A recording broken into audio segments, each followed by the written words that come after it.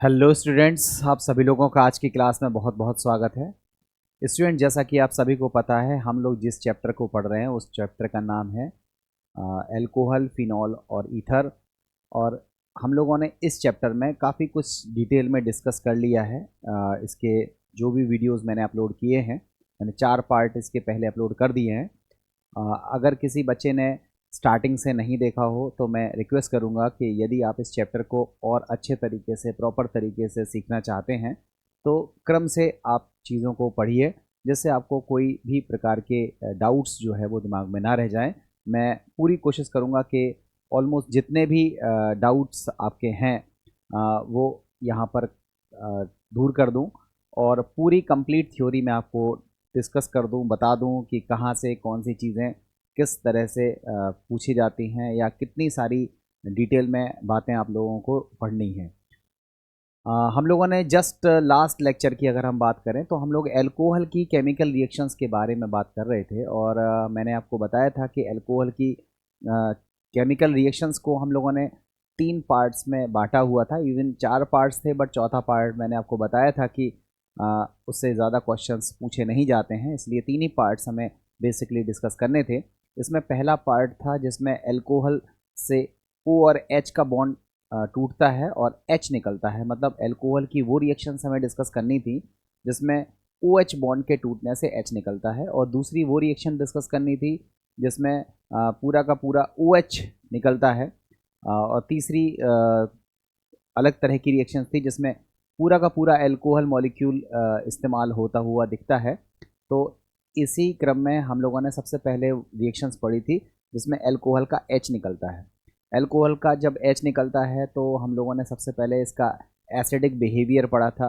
Acidic behaviour पढ़ने के बाद हम लोगों ने कुछ रिएक्शंस ऐसी पढ़ी थी जो कहीं ना कहीं अल्कोहल या फिनॉल की एसिडिक बिहेवियर को प्रूव करती हैं, या उसके बारे में हमें कुछ इन्फॉर्मेशंस देती हैं। तो पहली रिएक्शंस तो वो थी, काफ़ी डिटेल में मैं पढ़ा चुका हूँ।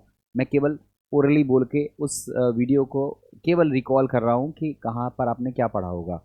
दूसरा, आपने एक रिएक्शन पढ़ी होगी एस्ट्रीफिकेशन। एस्ट्रीफिकेशन में मैंने आपको बताया था कि अल्कोहल की रिएक्शन कॉन्सेंट्रेटेड H2SO4 की प्रेजेंस में अगर हम कार्बोक्सिलिक एसिड से कराते हैं तो हमें एस्टर्स बनता है, और इस प्रोसेस को हम बोलते हैं एस्टरिफिकेशन।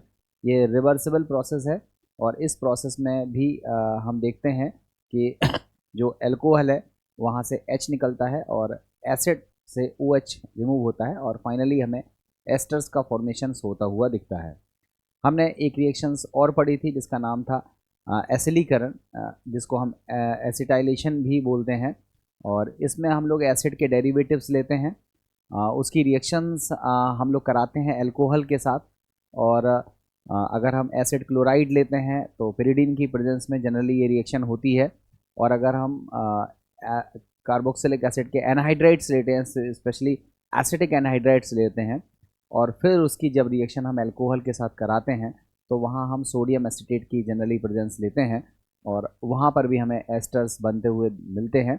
इस प्रोसेस को हम एसिटिलीकरण भी कहते हैं, और ये इरिवर्सिबल रिएक्शन है। यहाँ एसिड डेरिवेटिव्स का इस्तेमाल होता हुआ दिखता है। ये चीज़ें हमने आपको बता दी थी। इस रिएक्शंस में भी ये मतलब ये रिएक्शन भी एक ऐसे टाइप की रिएक्शन है जिसमें अल्कोहल का H निकलता है। इसके बाद हम लोगों ने जस्ट लास्ट में डिस्कस किया था ग्रिग्नार्ड रिएजेंट के साथ रिएक्शन।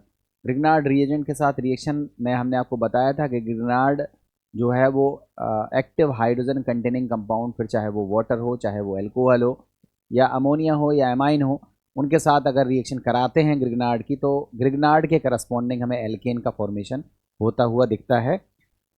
इतनी सब चीज़ें हमने आपको डिस्कस कर दी थी। तो जो भी बच्चे ने पिछली क्लासेस के वीडियो ना देखे हों वो देख लें। मैंने जितनी चीज़ें अभी बोली हैं वो पूरे 1.5 घंटे की क्लास का समरी था जो मैंने यहाँ पर आपको बोल करके बता दिया था। ये ग्रिग्नार्ड अभिकर्मक के साथ होने वाली अभिक्रिया है, जस्ट लास्ट लेक्चर में हमने पढ़ी थी, आप देख भी सकते हो। अल्कोहल है, इसका जो हाइड्रोजन है दैट इज़ एक्टिव हाइड्रोजन, और इसकी रिएक्शन जब हम अल्कोहल की रिएक्शन ग्रिग्नार्ड से कराते हैं तो ग्रिग्नार्ड का जो R है और अल्कोहल का जो H है वो कंबाइन करके क्या बनाता है, एल्केन बनाता है, और इस तरह से ग्रिग्नार्ड के करस्पॉन्डिंग एल्केन का फॉर्मेशन होता हुआ हमें दिखता है, ये चीज़ हमने आपको बता दी थी। एक और रिएक्शन है, ज़्यादा इंपॉर्टेंट नहीं है, बट उस रिएक्शन में भी हम एल्कोहल का H निकलता हुआ देखते हैं। आप देख सकते हैं रिएक्शन हमारी है नाइट्रिक अम्ल के साथ अभिक्रिया। देखो बच्चों, ये एल्कोहल है, ये हमारा नाइट्रिक अम्ल है। इसकी जब रिएक्शन कराते हैं तो एल्कोहल का H और नाइट्रिक अम्ल से OH रिमूव होकर के हमको एल्किल नाइट्रेट बनता है। और इस रिएक्शन में भी हम देखते हैं कि एल्कोहल का क्या निकल रहा है, H। और इस रिएक्शन से भी प्रूफ, मतलब ये रिएक्शन भी एल्कोहल की उस टाइप की रिएक्शन है जिसमें एल्कोहल का क्या निकलता है, H।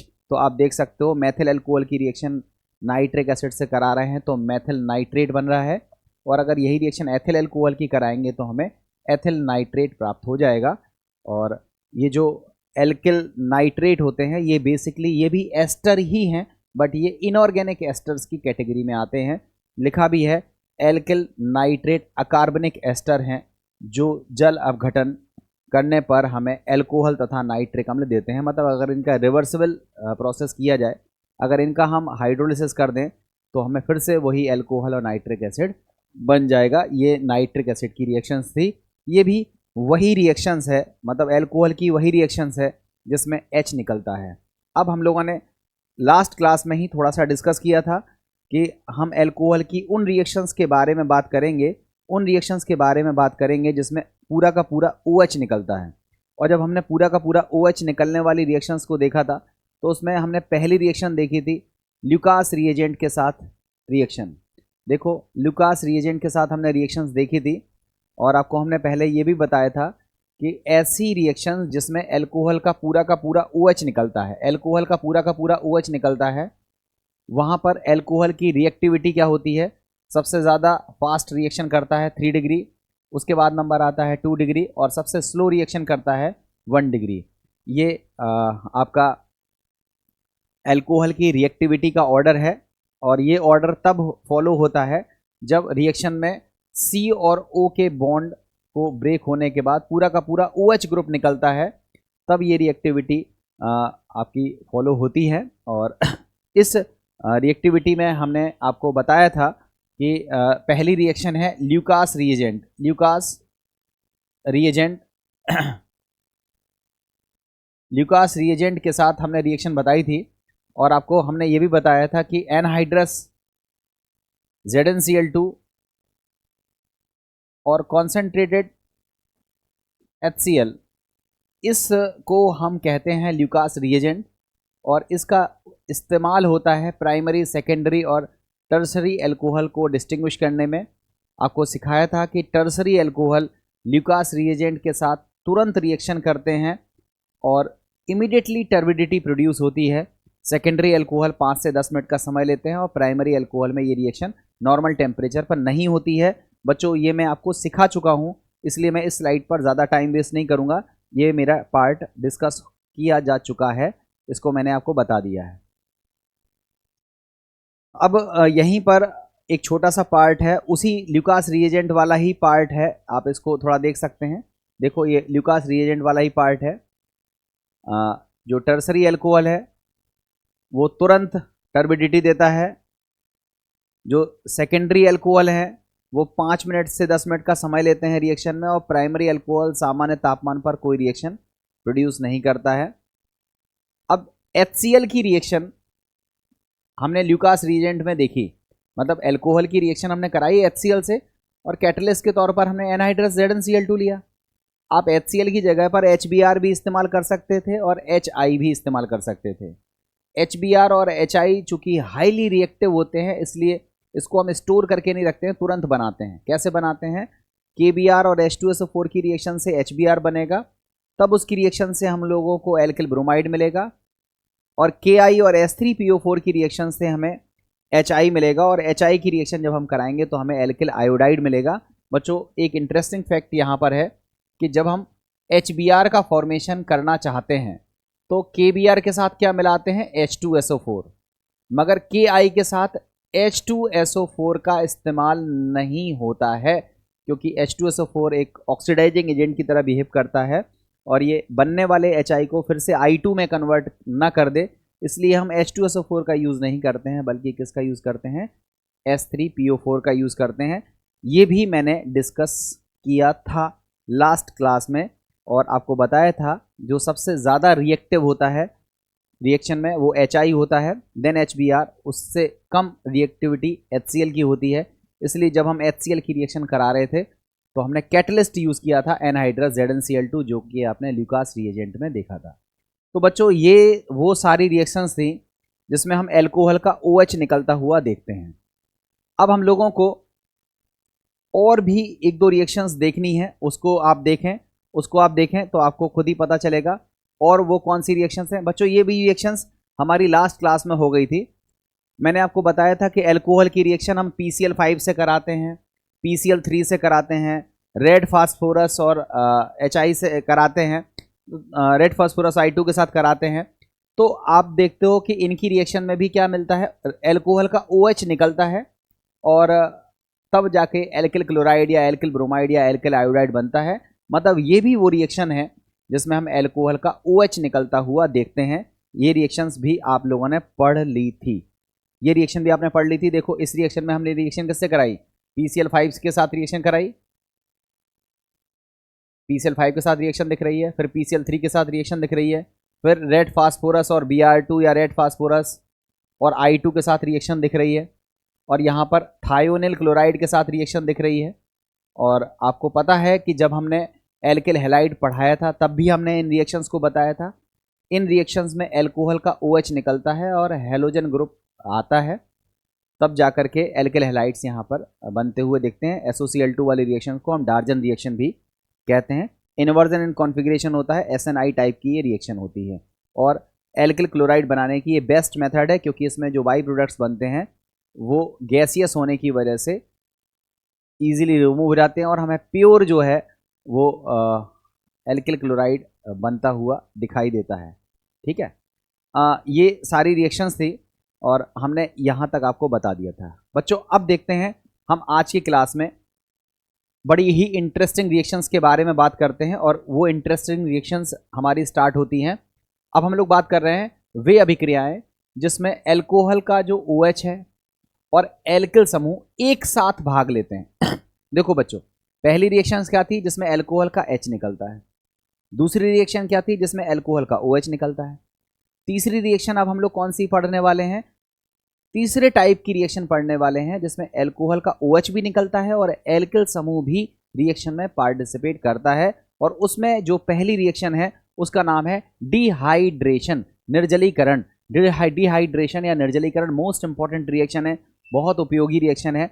और इस रिएक्शन से आप ईथर भी बना सकते हो, इस रिएक्शन से आप एल्कीन भी बना सकते हो, और इस रिएक्शन से आप एल्किल हाइड्रोजन सल्फेट भी बना सकते हो। मतलब एल्कोहल के डिहाइड्रेशन से, टेम्परेचर बदलने से हमें एल्किल हाइड्रोजन सल्फेट, ईथर और आपका एल्कीन का फॉर्मेशंस होता हुआ दिखता है। डिहाइड्रेशन जो होता है उसमें एल्कोहल से वाटर का मॉलिक्यूल एलिमिनेट होता है, निकलता है। वाटर का मॉलिक्यूल जो निकलता है वो या तो सेडजेफ के रूल के अकॉर्डिंग निकलेगा, मतलब एलिमिनेशन जो होगा वो या तो सेडजेफ के रूल के अकॉर्डिंग होगा, और अगर सेडजेफ के रूल के अकॉर्डिंग होगा तो हमें हाईली सब्सटीट्यूटेड एल्कीन्स का फॉर्मेशंस होता हुआ दिखेगा।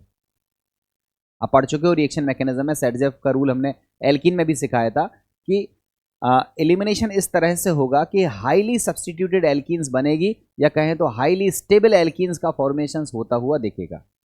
बट कुछ केसेस में हम देखते हैं कि सेडजेफ के रूल से एल्कीन का फॉर्मेशंस नहीं होता है, बल्कि सेडजेफ के रूल्स के ऑपोजिट हमें प्रोडक्ट का फॉर्मेशंस होता हुआ दिखता है।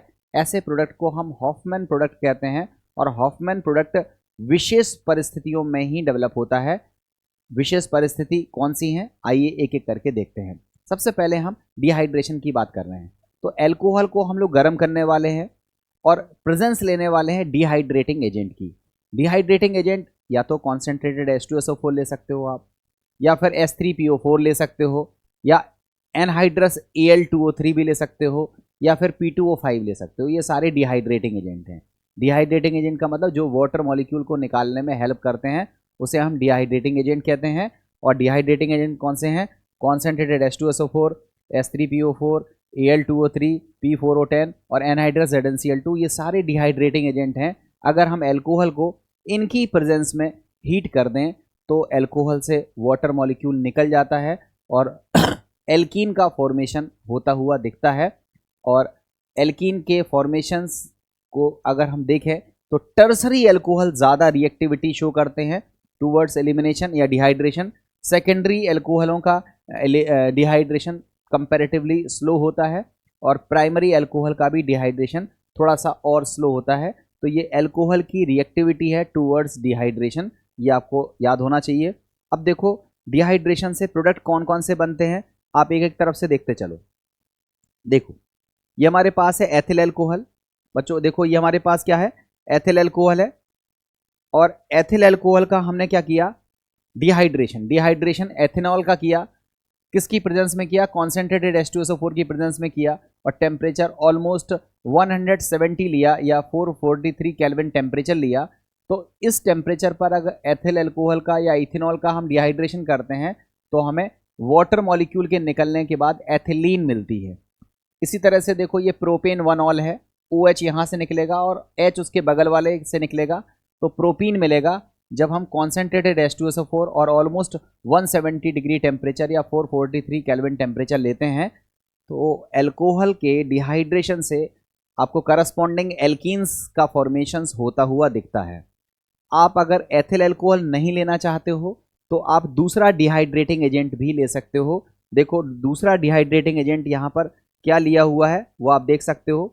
अब देखो दूसरा डिहाइड्रेटिंग एजेंट लिया हुआ है हमने 85% H3PO4, ये भी डिहाइड्रेटिंग एजेंट है और almost same temperature almost 170 degree Celsius या 440 केल्विन टेम्परेचर लिया है। तो डिहाइड्रेशन आपका हुआ है, OH यहाँ से और H उसके बगल से निकलेगा और आपको क्या मिलेगा, प्रोपीन का फॉर्मेशंस होता हुआ दिखता है। तो आपने देखा कि एल्कोहल्स का डिहाइड्रेशन हमने यहाँ भी लिया है। जनरली H3PO4 का हम इस्तेमाल सेकेंडरी और टर्सरी एल्कोहल के डिहाइड्रेशन में करते हैं।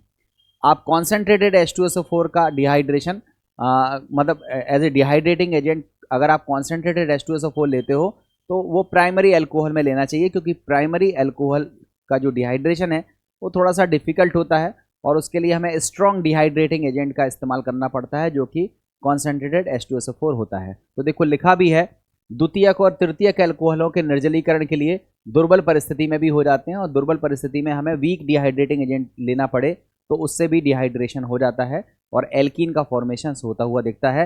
देखो ये हमारे पास टर्सरी एल्कोहल है और इस टर्सरी एल्कोहल में से OH निकलेगा, उसके बगल वाले कार्बन से H निकलेगा और आप देखो कि 2 मिथाइल प्रोपीन बन जाता है। आप देखो यहाँ 85% से काम चल गया, यहाँ 20% से काम चल गया। तो जैसे जैसे हम एल्कोहल को प्राइमरी के बाद सेकेंडरी और सेकेंडरी के बाद टर्सरी लाते हैं तो रिएक्शन कंडीशन सॉफ्ट होती जाती है क्योंकि इनका डिहाइड्रेशन आसानी से हो जाता है। तो बच्चों ओवरऑल आपने निष्कर्ष क्या निकाला कि अगर हम एल्कोहल को डिहाइड्रेटिंग एजेंट, अब डिहाइड्रेटिंग एजेंट कौन कौन से हैं, कॉन्सेंट्रेटेड H2SO4 है, H3PO4 है, उसके बाद एनहाइड्रस एल्यूमिना है, उसके बाद P4O10 या P2O5 है और उसके बाद एनहाइड्रस ZnCl2 है। ये इतने सारे डिहाइड्रेटिंग एजेंट होते हैं और इन डिहाइड्रेटिंग एजेंट की प्रेजेंस में अगर हम एल्कोहल को हीट करते हैं तो हमें करस्पॉन्डिंग एल्कीन मिलती है। टर्सरी एल्कोहल का डिहाइड्रेशन सॉफ्ट कंडीशन में हो जाता है, सेकेंडरी का थोड़ी हार्ड कंडीशन में, प्राइमरी का और हार्ड कंडीशन में होता है। जनरली प्राइमरी एल्कोहल के डिहाइड्रेशन के लिए हम कॉन्सेंट्रेटेड H2SO4 का इस्तेमाल करते हैं। ऑलमोस्ट टेम्परेचर 443 केल्विन या 170 डिग्री सेल्सियस लेते हैं तो डिहाइड्रेशन से हमें एल्कीन मिलती है, करस्पॉन्डिंग एल्कीन मिलती है। सेकेंडरी और टर्सरी एल्कोहल के लिए हम सॉफ्ट कंडीशन भी ले सकते हैं और यहाँ पर हम 85% H3PO4 और 20% H3PO4 लेते हैं तो भी लगभग 170 और उससे कम तापमान पर हमारा एल्कीन का फॉर्मेशंस होता हुआ दिखता है। ये जो डिहाइड्रेशन होता है ये अकॉर्डिंग टू सेट्जेफ रूल होता है। देखो बच्चों नेक्स्ट स्लाइड में हम लोग बात यही कर रहे हैं कि जो डिहाइड्रेशन का जो मैकेनिज्म है वो कैसे होता है और मैकेनिज्म से जो प्रोडक्ट बनता है वो कैसे बनता है। आपको बच्चों पता है सबसे पहले स्टेप में मैकेनिज्म मैं डिस्कस कर चुका हूँ इसलिए जल्दी जल्दी बोल रहा हूँ। स्टेप 1 में पहले स्टेप में क्या होता है, जो एल्कोहल है वो प्रोटॉन के साथ, ये प्रोटॉन डिहाइड्रेटिंग एजेंट से मिलता है, प्रोटॉन के साथ रिएक्शन होता है एल्कोहल इसमें न्यूक्लियोफाइल की तरह बिहेव करेगा, न्यूक्लियोफाइल की तरह बिहेव करेगा, और आप देखो कि हमारा OH2O बनेगा, और OH2O जो है वो बेटर लीविंग ग्रुप है, ये लीव कर जाएगा, कार्बोकैटायन का फॉर्मेशन होगा, और कार्बोकैटायन के फॉर्मेशन के बाद देखो पहले स्टेप में एल्कोहल ने H+ के साथ रिएक्ट किया और हाइड्रोनियम आयन बनाया, या जिसको हम ऑक्सोनियम आयन कहते हैं, तो एथिल ऑक्सोनियम आयन का फॉर्मेशन हुआ। स्टेप नंबर सेकंड में जो ऑक्सोनियम आयन बना था वो बेटर लीविंग ग्रुप था, उससे carbocation as a reaction intermediate बना। और फिर थर्ड स्टेप में डी प्रोटोनेशन हुआ, पहले स्टेप में प्रोटोनेशन हुआ था, थर्ड स्टेप में डी प्रोटोनेशन हुआ और हमें एल्कीन का फॉर्मेशन होता हुआ दिखने लगा।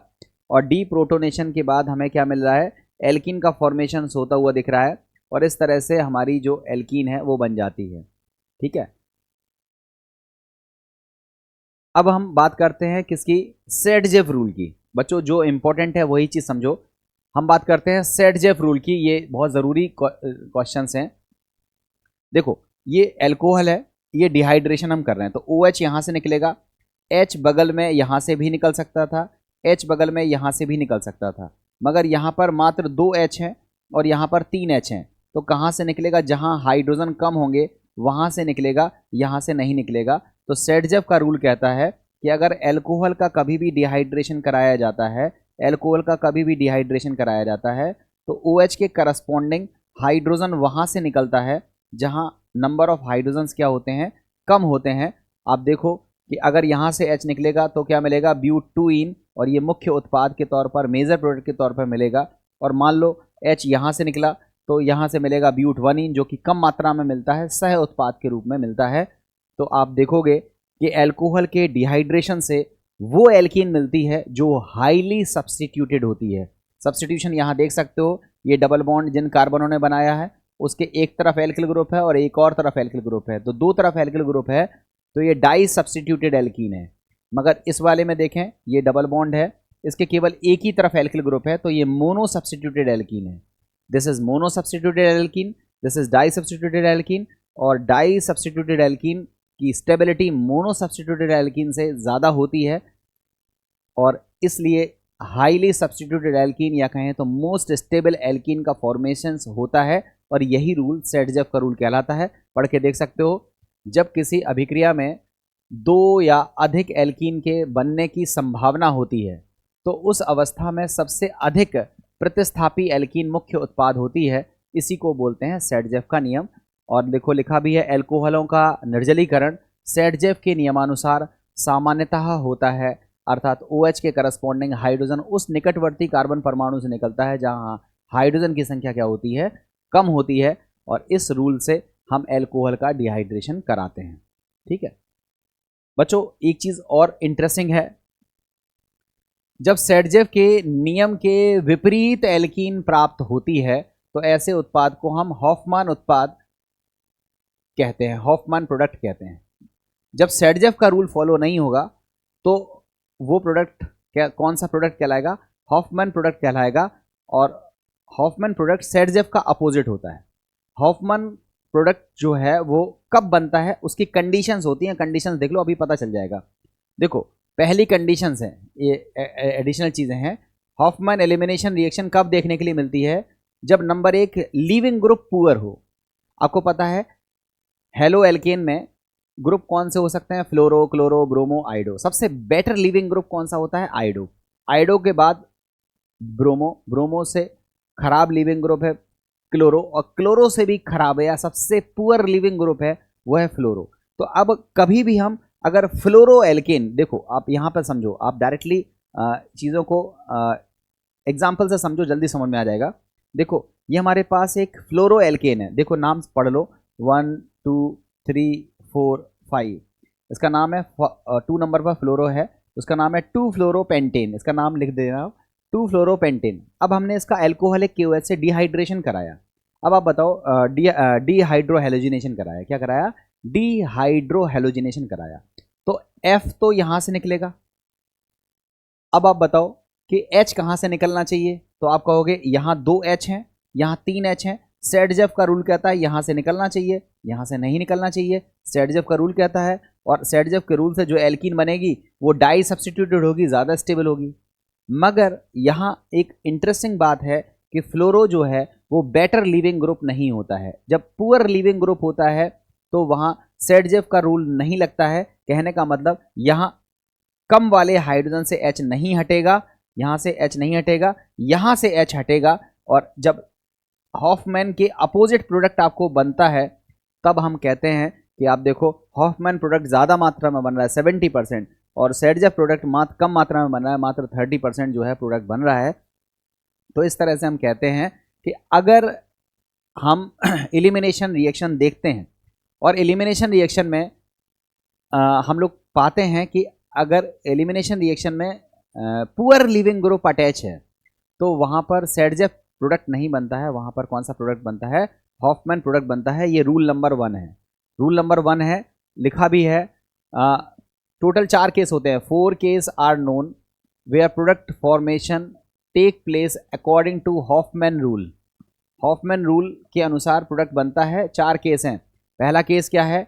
Dehydro halogenation of alkyl halide के केस में लिखा है when leaving group is very poor that is alkyl fluoride, मतलब जो फ्लोराइड है अगर वो ग्रुप रहेगा तो वहां पर हमें हॉफमैन प्रोडक्ट देखने के लिए मिलेगा। ये केस नंबर 1 है। अब देखते हैं केस नंबर 2 क्या होता है। केस नंबर 2 ये कह रहा है कि अगर हम डिहाइड्रो हेलोजिनेशन कराते हैं, हम हॉफमैन प्रोडक्ट को सीख रहे हैं, हॉफमैन रूल को सीख रहे हैं।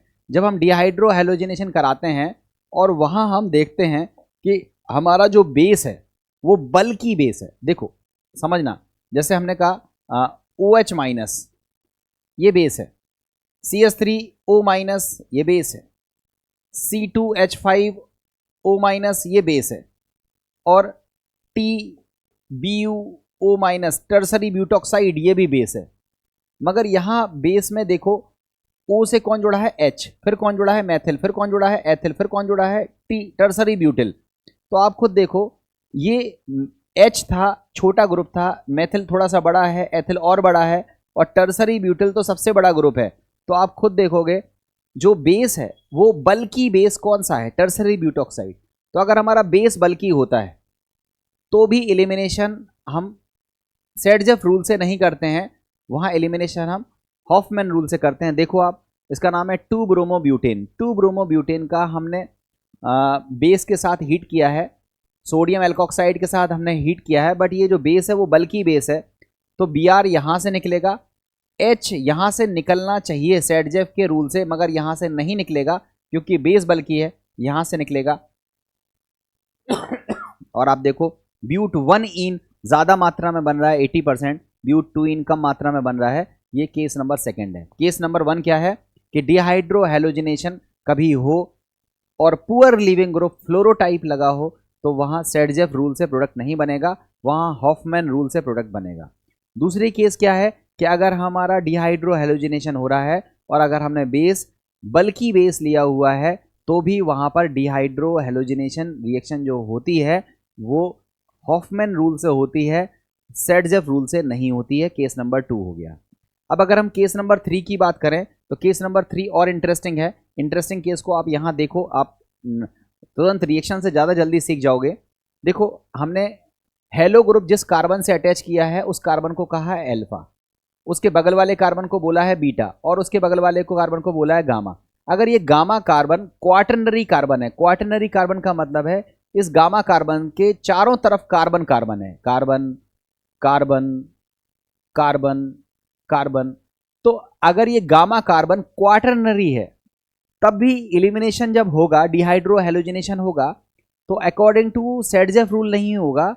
मतलब यहाँ से H नहीं निकलेगा बल्कि इसके बगल वाले जहाँ ज़्यादा हाइड्रोजन होंगे वहाँ से H निकलेगा, और हमको हॉफमैन प्रोडक्ट के तौर पर मेजर प्रोडक्ट यही मिलेगा जो हॉफमैन की तरह से बनेगा, सेडजेफ वाला कम मात्रा में प्राप्त होगा। ये रूल नंबर 3 है। तो 3 रूल आपने देखे। पहला रूल देखा, पुअर लिविंग ग्रुप होना चाहिए तो सेडजेफ रूल फॉलो नहीं होगा, हॉफमैन प्रोडक्ट बनेगा। दूसरा आपने रूल देखा कि अगर हमारा जो अल्कोहल है, अगर हमारा बेस जो है वो बल्की बेस है तो भी हमारा हॉफमैन प्रोडक्ट बनेगा। और हमने एक और देखा कि अगर हमारा गामा कार्बन क्वाटरनरी है तो भी हमारा जो रूल है जो डिहाइड्रो हेलोजिनेशन होगा वो भी हॉफमैन रूल के अकॉर्डिंग होगा। मींस जहाँ ज़्यादा हाइड्रोजन होंगे वहाँ से H निकलेगा। तो ये 3 हमारे हॉफमैन रूल की कंडीशंस हैं।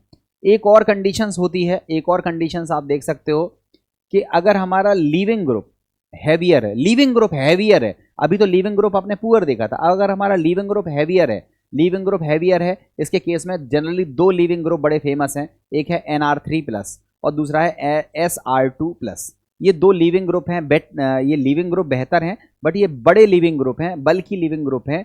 तो अगर हमारा लीविंग ग्रुप बल्कि होता है तो भी हमारा नॉर्मल सेडजेफ रूल फॉलो नहीं होगा, वहाँ हमें हॉफमैन प्रोडक्ट को देखना पड़ेगा। आप देख सकते हो, आप देख सकते हो, आप यहाँ पर देखो, ये हमारे पास एक स्ट्रक्चर है, इसमें हमने हीट किया है, थर्मल एलिमिनेशन रिएक्शन है। ये देखो SR2, ये बड़ा सा लीविंग ग्रुप है। जब बड़ा सा लीविंग ग्रुप निकलता है तो H उसके बगल में निकलेगा, मगर जहाँ हाइड्रोजन कम है वहाँ से नहीं निकलेगा, जहाँ हाइड्रोजन ज़्यादा है वहाँ से निकलेगा। और ऐसी रिएक्शन में आपको सेडजेफ प्रोडक्ट नहीं बनेगा, वहाँ पर हमें हॉफमैन प्रोडक्ट देखने के लिए मिलेगा। आप देखो मेजर प्रोडक्ट कौन सा है जब हम हॉफमैन वाला बना रहे हैं, और माइनर प्रोडक्ट कौन सा बन रहा है जो हमारा सेडजेफ के रूल से बन रहा है। तो टोटल 4 केस हैं। लीविंग ग्रुप पुअर होना चाहिए, लीविंग ग्रुप बल्कि होना चाहिए, तो हम देखेंगे सेडजेफ रूल फॉलो नहीं होगा, हॉफमैन प्रोडक्ट फॉलो होगा। या फिर हमारा बेस बल्कि होना चाहिए, या फिर हमारा गामा कार्बन जो है वो क्वाटरनरी होना चाहिए। ओवरऑल इन 4 केसेस में हम देखते हैं कि सेडजेफ रूल नहीं लगता है, वहाँ हमें हॉफमैन प्रोडक्ट देखने के लिए मिलते हैं। इसी तरह से ये भी देखो, ये बल्कियर ग्रुप है, बल्कियर ग्रुप कौन सा है NR3, देखो ये ग्रुप है, ये यहाँ से निकलेगा, तो फिर जहाँ H कम होंगे वहाँ से H नहीं निकलेगा, जहाँ H बगल वाले में ज़्यादा है वहाँ से H निकलेगा। और इस तरह से जब आप देखोगे तो आप देखो कि 2 तरह के प्रोडक्ट मिल रहे हैं। एक है मेजर प्रोडक्ट जो कि हॉफमैन प्रोडक्ट है, हॉफमैन प्रोडक्ट है मेजर, और माइनर प्रोडक्ट जो है वो हमारा सेडजेफ प्रोडक्ट यहाँ पर बनता हुआ दिख रहा है।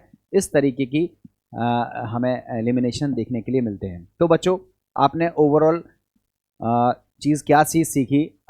हमने सीखा dehydration of alcohol. Dehydration of alcohol में हमने क्या सीखा कि अगर हम एल्कोहल को डिहाइड्रेटिंग एजेंट के साथ हीट करते हैं तो एलिमिनेशन रिएक्शन देखने के लिए मिलती है, और 3 प्रोडक्ट्स मिलते हैं। वो डिपेंड करता है कि टेम्परेचर कितना होता है। जनरली अगर हम हाई टेम्परेचर लेते हैं तो एल्कीन का फॉर्मेशन होता है। ये जो एल्कीन का फॉर्मेशन होता है जनरली सेडजेफ के रूल के अनुसार देखने के लिए मिलता है। मैंने आपको बताया ये जो एलिमिनेशन है ये डिहाइड्रेशन ऑफ एल्कोहल में तो आप पढ़ ही रहे हो, इससे पहले आप डिहाइड्रो हेलोजिनेशन में भी आप एलिमिनेशन पढ़ चुके हो। जब हमने E1, E2, E1CB वगैरह बताया था तब वो रिएक्शन कौन सी थी? Dehydro halogenation. तो डिहाइड्रो हेलोजिनेशन जो आप पढ़ के आए हो उसमें generally highly substituted alkenes normal conditions में बनती हैं, और ऐसे हाईली सब्सटीट्यूटेड एल्कीन के बनने के रूल को हम बोलते हैं सेडजेफ प्रोडक्ट। और सेडजेफ प्रोडक्ट के पीछे का लॉजिक ये है कि हाईली सब्सटीट्यूटेड एल्कीन में हाइपर कॉन्जुगेटिव स्ट्रक्चर्स ज़्यादा होते हैं, ज़्यादा वो स्टेबल होती है इसलिए बनती है। मगर डिहाइड्रो हेलोजिनेशन के केस में ही कभी कभी सेडजेफ के रूल से हमारी एल्कीन का फॉर्मेशन नहीं होता है, उसके ऑपोजिट हमें एल्कीन्स का फॉर्मेशन होता हुआ दिखता है। ऐसे रूल को हम हॉफमैन रूल कहते हैं, और ऐसे प्रोडक्ट को हम हॉफमैन प्रोडक्ट कहते हैं।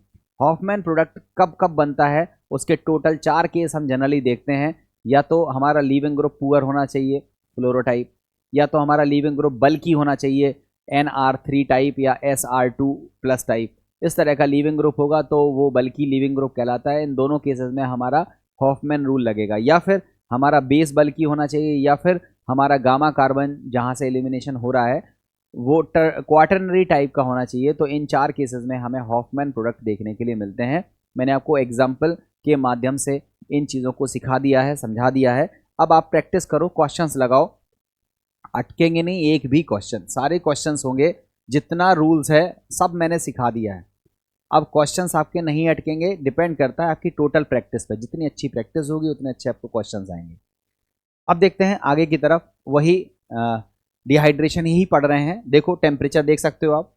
अगर हम 110 डिग्री तापमान पर एथिल अल्कोहल का डिहाइड्रेशन करते हैं H2SO4 की प्रेजेंस में, तो देखो एथिल हाइड्रोजन सल्फेट हम लोगों को प्राप्त हो रहा है, वाटर मॉलिक्यूल निकल रहा है। अगर हम 140 डिग्री टेम्परेचर पर या 413 केल्विन तापमान पर हम इसका डिहाइड्रेशन करते हैं तो एल्कोहल के डिहाइड्रेशन से हमको क्या मिलता है, ईथर मिलता है, जिसका नाम है इथॉक्सी एथेन। ध्यान रखना बच्चों, 110 पर एल्किल हाइड्रोजन सल्फेट मिलेगा, चूंकि ये एथिल एल्कोहल है तो बनने वाला प्रोडक्ट एथिल हाइड्रोजन सल्फेट है। अगर 140 पर हम डिहाइड्रेशन करते हैं तो diethyl ether as a product के फॉर्म में मिलता है। और अगर हम 170 टेम्परेचर लेते हैं, कितना लेते हैं टेम्परेचर 170, अगर हम टेम्परेचर कितना लेते हैं 170, देख लो, अगर हम टेम्परेचर लेते हैं 170 या 443 केल्विन तापमान पर टेम्परेचर लेते हैं तो हमें एथिलीन प्राप्त होती है। और एथिलीन जो है वो आप देख रहे हो किस तरह से प्राप्त हो रही है। सेडजेफ का रूल यहाँ लग रहा है, चूँकि सिमेट्रिकल टाइप का है इसलिए सेडजेफ की ऐसा ज़रूरत नहीं है, मतलब सेडजेफ के रूल लगाने की ज़रूरत नहीं है, क्योंकि इसमें अल्फा बीटा कार्बन पर एक ही बीटा कार्बन है और उस पर 3 हाइड्रोजन है, तो इसमें सेडजेफ की ऐसा ज़रूरत नहीं है और यहाँ पर हम लोगों को एथिलीन मिलेगी। हमने आपको फिर बताया कि डिहाइड्रेटिंग एजेंट के तौर पर आप एनहाइड्रस एल्यूमिना भी यूज़ कर सकते हो। देखो अगर हम प्राइमरी एल्कोहल के साथ, देखो बच्चों ध्यान से समझना, अगर हम प्राइमरी एल्कोहल का डिहाइड्रेशन करते हैं एनहाइड्रस Al2O3 की प्रेजेंस में तो 350 टेम्परेचर लेने पर आपको एल्कीन मिलेगी और 100 डिग्री का मतलब 250 लेने पर आपको ईथर मिलेगा। प्राइमरी एल्कोहल का डिहाइड्रेशन 350 से कराने से हम लोगों को क्या मिलेगा, alkene according to Saytzeff rule. और अगर हम 100 डिग्री का मतलब 250 पर कराते हैं प्राइमरी एल्कोहल का डिहाइड्रेशन तो हम लोगों को मिलता है ईथर, और इस तरह से ये प्रोडक्ट यहाँ पर बनता है। अब बच्चों डिहाइड्रेशन के बाद हमारी नेक्स्ट रिएक्शन है जिस रिएक्शन को हम बोलते हैं ऑक्सीडेशन। देखो बच्चों ध्यान से समझना, बहुत इंपॉर्टेंट बहुत इंटरेस्टिंग रिएक्शन है, तुरंत जल्दी जल्दी सीखना है। हमारी रिएक्शन है ऑक्सीडेशन। बच्चों ऑक्सीडेशन में जो ऑक्सीडाइजिंग एजेंट होता है वो अगर हम एसिडिक KMnO4 या एसिडिक KMnO4 या एसिडिक K2Cr2O7 या फिर कॉन्सेंट्रेटेड HNO3 लेते हैं तो ये सारे स्ट्रॉन्ग ऑक्सीडाइजिंग एजेंट कहलाते हैं। तो बच्चों स्ट्रॉन्ग ऑक्सीडाइजिंग एजेंट कौन से हैं, एसिडिक KMnO4, एसिडिक K2Cr2O7 और कॉन्सेंट्रेटेड HNO3। ये कॉन्सेंट्रेटेड HNO3 और जो भी मैंने ऊपर के दोनों बोले हैं ये सब स्ट्रॉन्ग ऑक्सीडाइजिंग एजेंट हैं। और अगर हम माइल्ड या वीक ऑक्सीडाइजिंग एजेंट की बात करें तो बहुत सारे होते हैं, अभी हम बहुत सारे नाम आपको बता देंगे, बट फिलहाल हम यहाँ जो इस्तेमाल करेंगे उसका नाम है PCC, that is called pyridinium chlorochromate. ये हमारा माइल्ड ऑक्सीडाइजिंग एजेंट है। बच्चों थोड़ा सा समझना, एक इंटरेस्टिंग बात आपको हम बता दें, हमारे पास एल्कोहल है। अब एल्कोहल कोई भी हो सकता है, प्राइमरी सेकेंडरी टर्सरी कोई भी हो सकता है। हम जनरली प्राइमरी एल्कोहल से शुरुआत करते हैं। अगर हमारे पास प्राइमरी एल्कोहल है और उसका हम ऑक्सीडेशन करते हैं तो हमको पहले मिलेगा एल्डिहाइड, और एल्डिहाइड ईजिली ऑक्सीडाइज हो जाता है तो एल्डिहाइड के फर्दर ऑक्सीडेशन से क्या मिलेगा, कार्बोक्सिलिक एसिड। तो अगर हम एल्कोहल का ऑक्सीडेशन करते हैं, प्राइमरी एल्कोहल का ऑक्सीडेशन करते हैं तो मिलता है एल्डिहाइड जो कि फर्दर ऑक्सीडाइज हो जाता है कार्बोक्सिलिक एसिड में। अब हमारी रिक्वायरमेंट अगर एल्कोहल से कार्बोक्सिलिक एसिड बनाने की है, हम चाहते हैं कि एल्कोहल के ऑक्सीडेशन से कार्बोक्सिलिक एसिड मिल जाए, तो आप स्ट्रॉन्ग ऑक्सीडाइजिंग एजेंट ले लो, तो वो बीच में रुकेगा नहीं, एल्डिहाइड पर रुकेगा नहीं, वो सीधा एल्कोहल को ऑक्सीडाइज कर देगा कार्बोक्सिलिक एसिड में। मतलब कहने का ये हुआ कि एल्कोहल का ऑक्सीडेशन अगर हम स्ट्रॉन्ग ऑक्सीडाइजिंग एजेंट के साथ कराते हैं तो हम लोगों को एल्डिहाइड नहीं मिलता है या कम मात्रा में मिलता है, हम लोगों को ज़्यादा मात्रा में क्या मिलता है, कार्बोक्सिलिक एसिड। मगर यदि अड़ अड़ जाए कि नहीं हमें तो एल्डिहाइड चाहिए, कार्बोक्सिलिक नहीं चाहिए, तो अगर हम स्ट्रॉन्ग ऑक्सीडाइजिंग एजेंट लेंगे तब वो नहीं हो पाएगा। हम लोगों को फिर दूसरे टाइप का ऑक्सीडाइजिंग एजेंट लेना पड़ेगा जो कि या तो माइल्ड हो या सिलेक्टिव हो। तो यहाँ पर हम PCC का यूज़ करते हैं। ये जो PCC है, ये जिसको हम पिरिडीनियम क्लोरोक्रोमेट बोलते हैं, ये बेसिकली 3 चीज़ों का मिक्सचर है, या 3 चीज़ों के मिक्सचर से जो कॉम्प्लेक्स बनता है उसको बोलते हैं PCC। इसमें आता है पिरिडीन, HCl और CrO3 क्रोमियम ऑक्साइड। इन तीनों का जो कॉम्प्लेक्स बनेगा उसको शॉर्ट में कहते हैं PCC, और इसका पूरा नाम है पिरिडीनियम क्लोरोक्रोमेट। पिरिडीनियम क्लोरोक्रोमेट ये एक ऐसा माइल्ड ऑक्सीडाइजिंग एजेंट है जो बड़ा सिलेक्टिव है। ये केवल एल्कोहल को एल्डिहाइड और कीटोन में बदलता है। प्राइमरी एल्कोहल से एल्डिहाइड मिलता है, सेकेंडरी एल्कोहल से कीटोन मिलता है, और अगर हमें एल्डिहाइड कीटोन बनाना हो तो हम PCC यूज़ करेंगे। अदरवाइज इनका यूज़ करने से हमें एल्डिहाइड कीटोन मिलेंगे, मगर वो फर्दर ऑक्सीडाइज हो जाते हैं और हमें कार्बोक्सिलिक एसिड भी मिलने लगता है। तो आप अपनी रिक्वायरमेंट के अनुसार अपना निर्णय ले सकते हो। तो देखो, एक बड़ी इंटरेस्टिंग बात यहाँ पर बता दें, एक रिएक्शन आपने पढ़ने हैं, एक पढ़ी होगी आपने 12th टेबल में, जिसका नाम होगा डिहाइड्रोजिनेशन, मतलब हाइड्रोजन का निकलना, इसको बोलते हैं डिहाइड्रोजिनेशन। तो डिहाइड्रोजिनेशन आपने पढ़ा होगा कि हम एल्कोहल की वेपर्स को रेड हॉट कॉपर की प्रेजेंस में अगर हम पास करते हैं तो प्राइमरी एल्कोहल से एल्डिहाइड बनते हैं, सेकेंडरी एल्कोहल से कीटोन मिलते हैं। इस रिएक्शन में हाइड्रोजन निकलती है, इसलिए इस प्रोसेस को बोलते हैं डिहाइड्रोजिनेशन। आपने पढ़ी होगी डिहाइड्रोजिनेशन।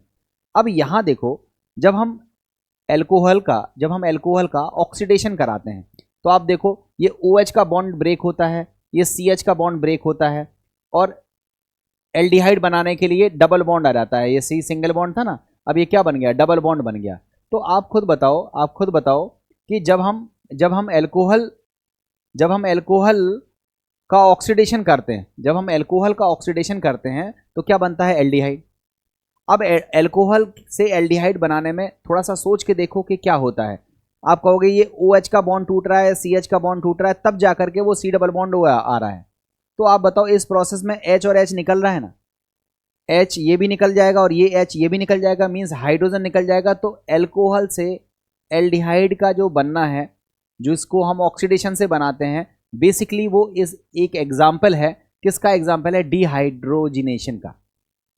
तो यहाँ पर आप ध्यान से समझिएगा कि एल्कोहल से एल्डिहाइड बनाने के लिए अगर हम डिहाइड्रोजिनेशन करते हैं, मीन्स कॉपर की प्रेजेंस में 300 डिग्री टेम्परेचर पर उसको पास करते हैं, तो वो तो डिहाइड्रोजिनेशन है ही, वो तो हमने पढ़ा ही है।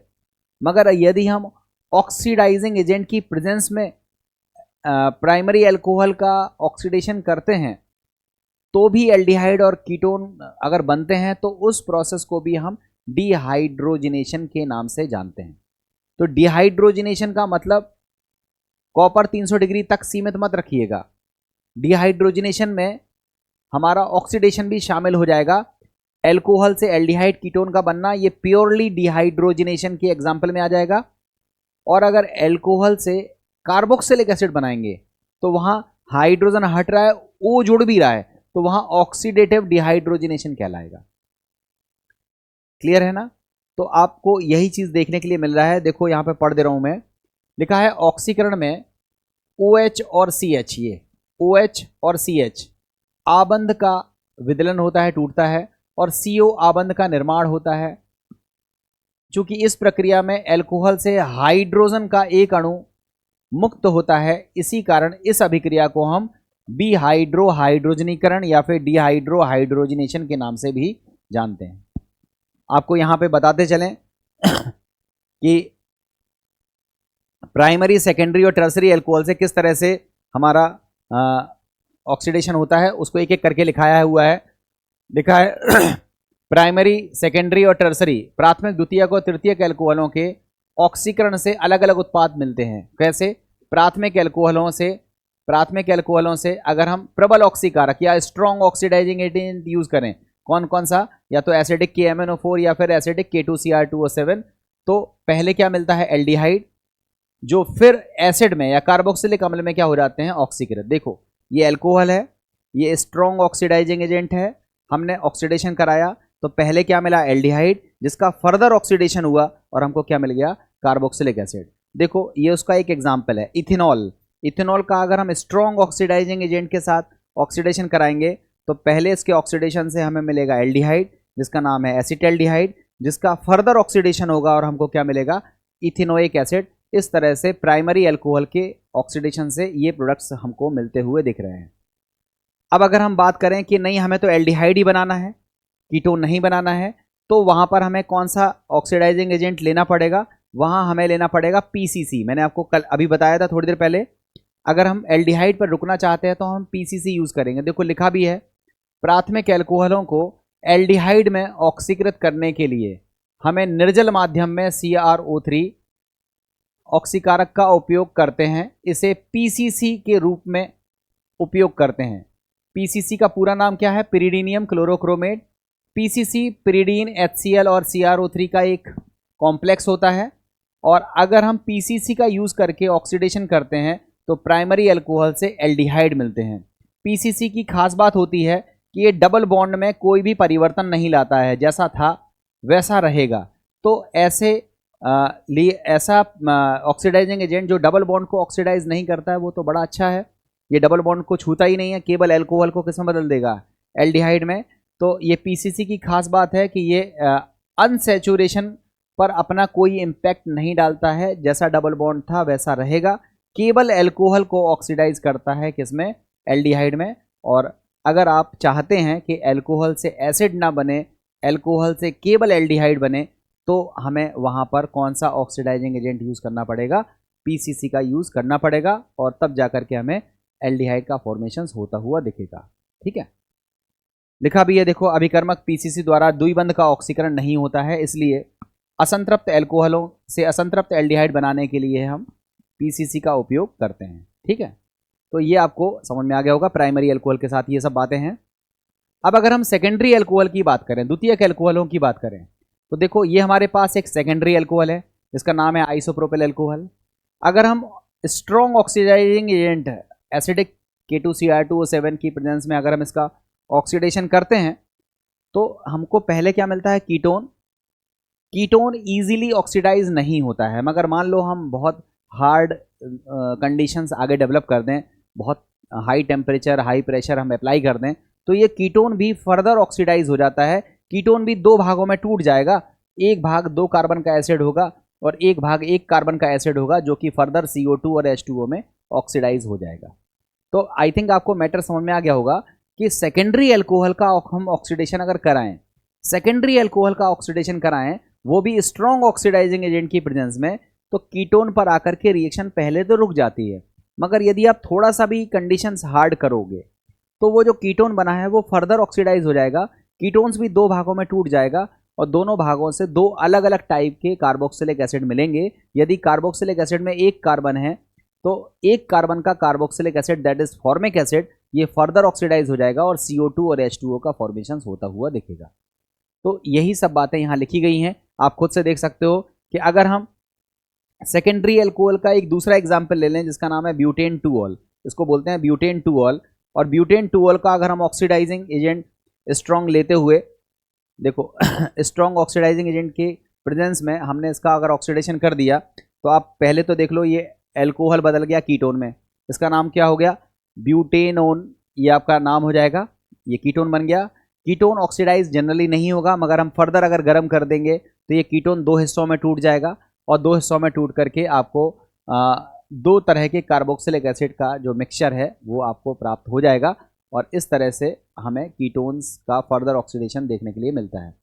बच्चों यहाँ पर एक इंटरेस्टिंग बात बता दें कि जो कीटोन है अगर हमें उसका ऑक्सीडेशन कराना पड़ जाए, देखो कीटोन्स का जनरली ऑक्सीडेशन नहीं होता है, यदि हमें कीटोन्स का ऑक्सीडेशन कराना ही पड़ जाए तो वहाँ पर हम रूल्स यूज़ करते हैं, पॉप्स रूल, कुछ लोग पॉप्स भी कहते हैं, पॉप्स रूल का हम इस्तेमाल करते हैं।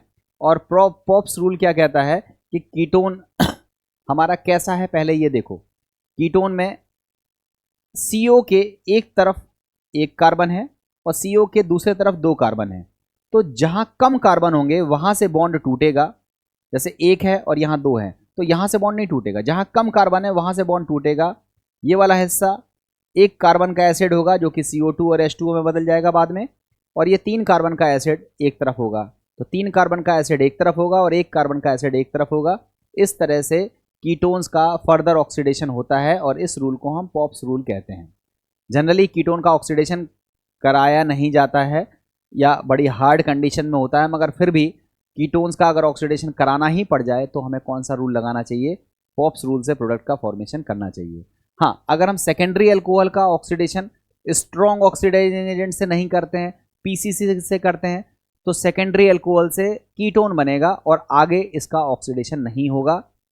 तो अगर आप चाहते हो प्राइमरी अल्कोहल से एल्डिहाइड बनाना तो पीसीसी यूज़ करो, अगर आप चाहते हो अनसैचुरेटेड अल्कोहल से अनसैचुरेटेड एल्डिहाइड बनाना तो पीसीसी यूज़ करो, अगर आप चाहते हो सेकेंडरी अल्कोहल से कीटोन बनाना तो पीसीसी यूज़ करो, आप चाहते हो कि आपको एल्डिहाइड एल्कोहल से एल्डिहाइड नहीं चाहिए, कार्बोक्सिलिक एसिड चाहिए, तो फिर आप स्ट्रॉन्ग ऑक्सीडाइजिंग एजेंट यूज़ करो। और आप चाहते हो कि हमें कीटोन चाहिए और कीटोन को फर्दर ऑक्सीडाइज करना है, तो फिर आप स्ट्रॉन्ग ऑक्सीडाइजिंग एजेंट यूज़ करो। इस तरह की आपकी कंडीशंस हैं, जो आपकी रिक्वायरमेंट हो उस रिक्वायरमेंट के अनुसार आप अपना रिएजेंट चुनिए और उस प्रोडक्ट तक पहुंचिए जो आप बनाना चाहते हो।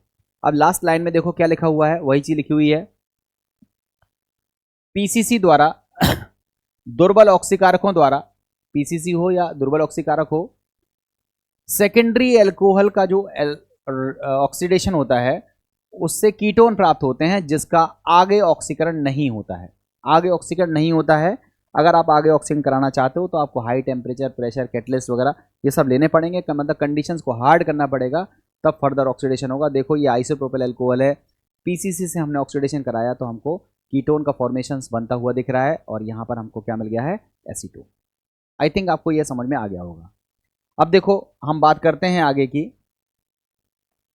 आगे हम बात करते हैं माइल्ड ऑक्सीडाइजिंग एजेंट और कौन कौन से होते हैं। बच्चों स्ट्रॉन्ग ऑक्सीडाइजिंग एजेंट तो हमने बहुत सारे बता दिए, एसिडिक KMnO4, एसिडिक K2Cr2O7 या फिर कॉन्सेंट्रेटेड HNO3, ये सब स्ट्रॉन्ग ऑक्सीडाइजिंग एजेंट हैं।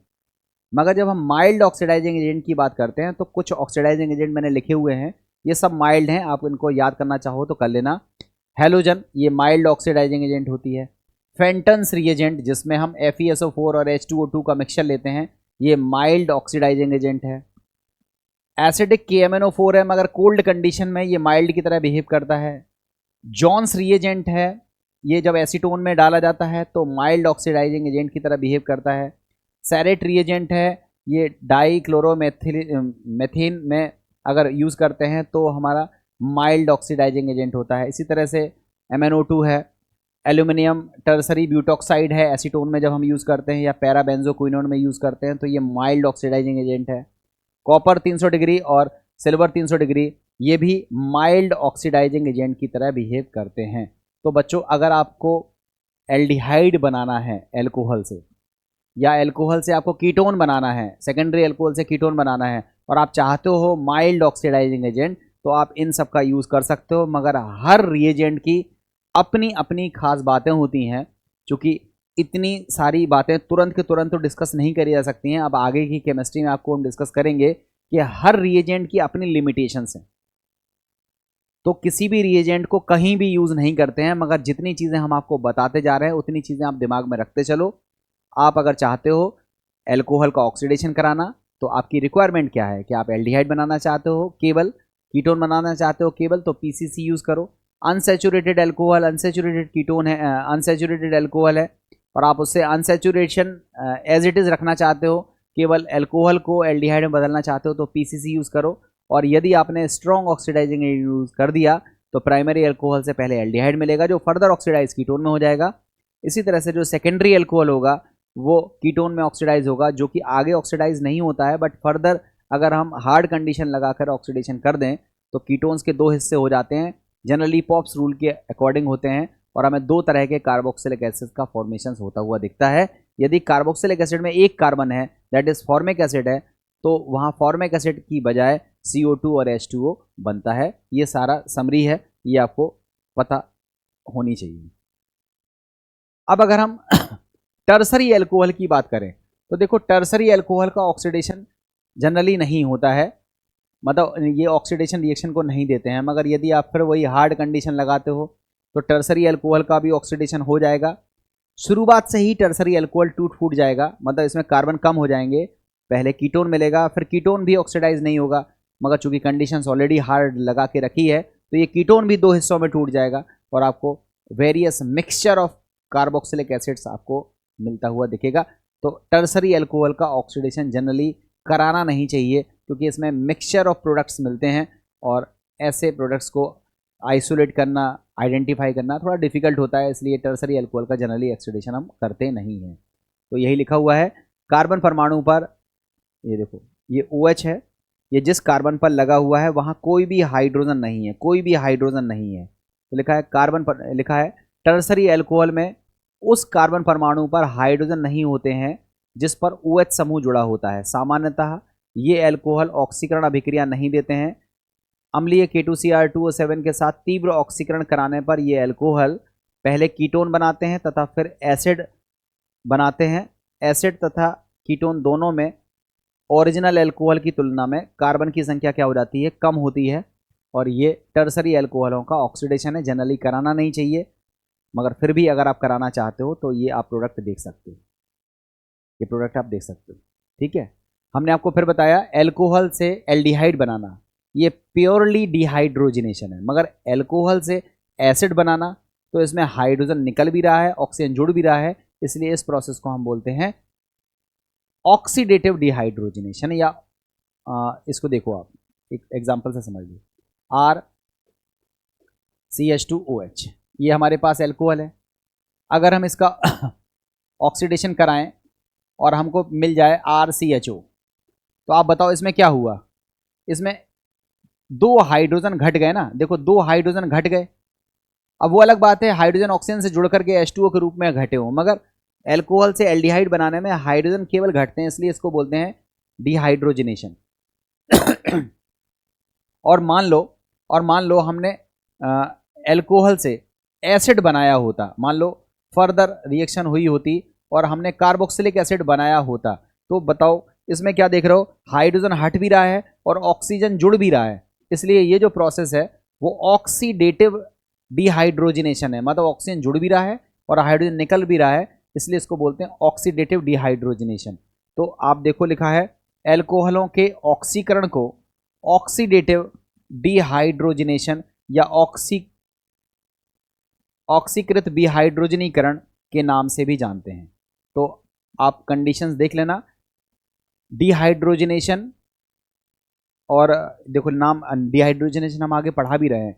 जो एल्कोहल से एल्डिहाइड का बनना है वो डिहाइड्रोजिनेशन कहलाता है, और एल्कोहल के ऑक्सीडेशन से एसिड का बनना ये भी डिहाइड्रोजिनेशन है, मगर चूंकि इसमें ऑक्सीजन भी जुड़ रहा है इसलिए इसको बोलते हैं ऑक्सीडेटिव डिहाइड्रोजिनेशन। अब हम प्योरली डिहाइड्रोजिनेशन जो आप पढ़ते हो, हम उसकी अगर हम बात करें तो आप देखो डिहाइड्रोजिनेशन में आपने क्या पढ़ा हुआ है, डिहाइड्रोजिनेशन जिसको हम हिंदी में विहाइड्रोजनीकरण कहते हैं।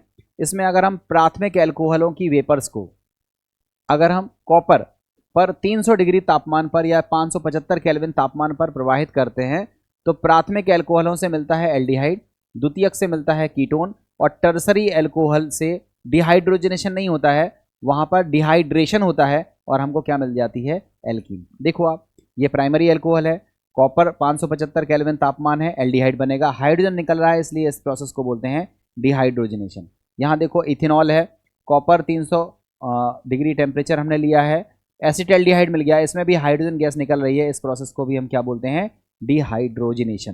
ठीक है, अब अगर हम प्राइमरी अल्कोहल की जगह पर सेकेंडरी अल्कोहल ले लें, देखो ये सेकेंडरी अल्कोहल है, वही कॉपर, वही 300 डिग्री तापमान है, तो हमको कीटोन मिलेगा, इसमें भी हाइड्रोजन निकल रहा है, इसलिए इस प्रोसेस को भी बोलते हैं डिहाइड्रोजनेशन।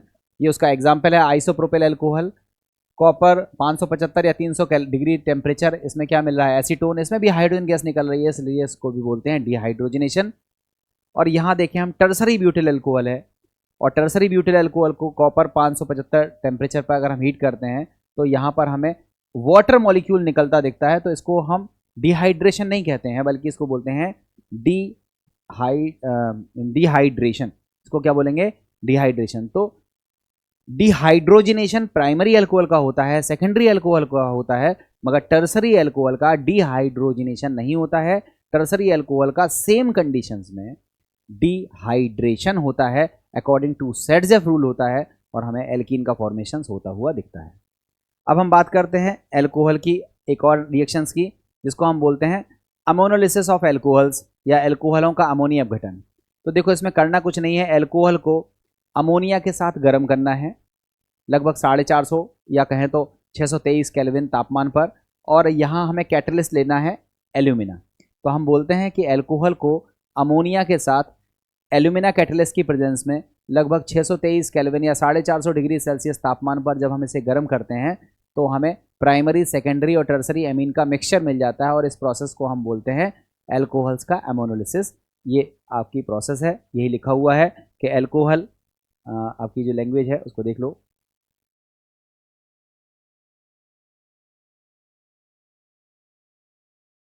लिखा है एल्कोहल और अमोनिया की वाष्प के मिश्रण को गर्म एल्यूमिना 1 डिग्री गर्म एल्यूमिना पर प्रवाहित करने पर प्राथमिक, द्वितीयक और तृतीयक अमीन का मिश्रण प्राप्त होता है। आप चेक कर सकते हो, ये एल्कोहल है, अमोनिया के साथ गर्म किया तो पहले एथिलेमीन मिला, फिर एथिलेमीन ने फिर से रिएक्शन करी एथिल एल्कोहल से तो डाई एथिलेमीन मिला जो कि द्वितीयक अमीन है, 2 डिग्री अमीन है, और 2 डिग्री अमीन ने फिर एथिल एल्कोहल के साथ रिएक्शन करी तो आपकी टर्सरी अमीन भी मिल गई, ट्राई एथिल अमीन मिल गया।